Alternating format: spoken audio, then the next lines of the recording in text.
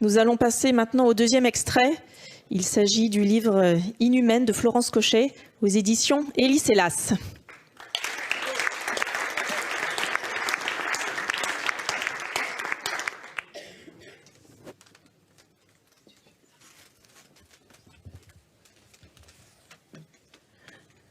Un coup de palme me propulse en direction de la grotte que nous avons découverte et explorée ensemble, émerveillés. Je devine qu'il patiente au fond. Dans la salle où l'eau préservée se teinte d'aigue marine par un mystérieux jeu de lumière. Bientôt, sa béance affamée se dessine devant moi. Je n'ai pas le choix. J'entre. Je frôle les parois qui se referment sur moi comme pour me broyer. Tente de me fondre dans la pierre, dans les ombres, mais je suis trop visible, vêtu de turquoise.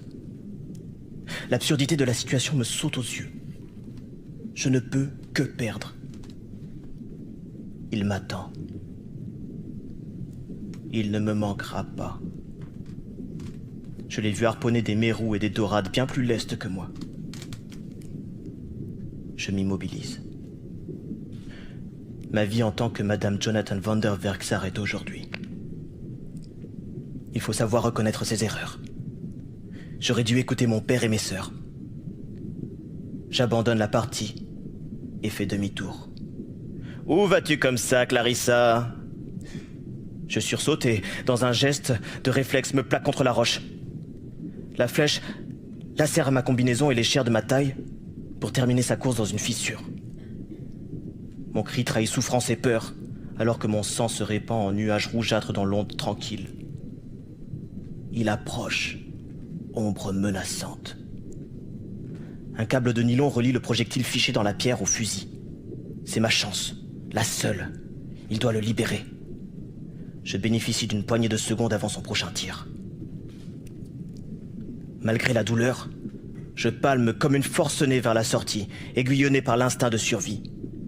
La brûlure irradie dans mon côté, ma respiration s'accélère. Je sais que je consomme trop d'oxygène.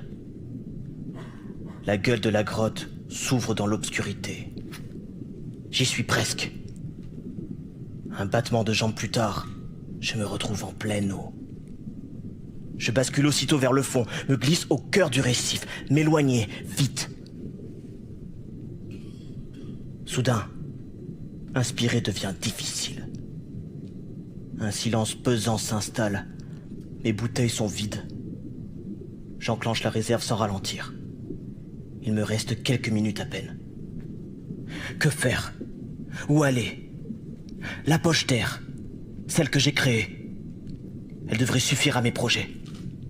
Ne t'inquiète pas, dit Jonathan d'un ton tranquille. Je change de bouteille et j'arrive. Je ne m'inquiète pas, mon chéri. Je ne m'inquiète plus. Soit je réussis à redevenir celle que j'étais avant de t'offrir ma vie, soit je meurs. Et ce ne sera pas de ta main. L'anfractuosité m'attend. Je commence par ôter ma ceinture de plomb et mes palmes. Aussitôt, je flotte contre le plafond. C'est maintenant que tout va se jouer. Je dois abandonner les reliquats du monde des humains sans me noyer. Je vide mon gilet de stabilisation puis m'en libère. Mon bloc de plongée, mon masque tombe au fond. Mon visage crève la surface de la poche d'air. Je respire dans un minuscule espace. L'angoisse serre ma gorge. Deuxième étape, me débarrasser de ma combinaison. Je descends la fermeture éclair et lutte longuement pour m'en extirper, comme un papillon de sa chrysalide. Mon bikini orné de fleurs d'hibiscus et mon alliance semée de diamants la rejoignent. Je suis aussi nu qu'au jour de ma naissance, et la même mer m'étreint. D'un geste, je dénoue ma chevelure qui se déploie, tentaculaire. Elle ne séchera plus jamais.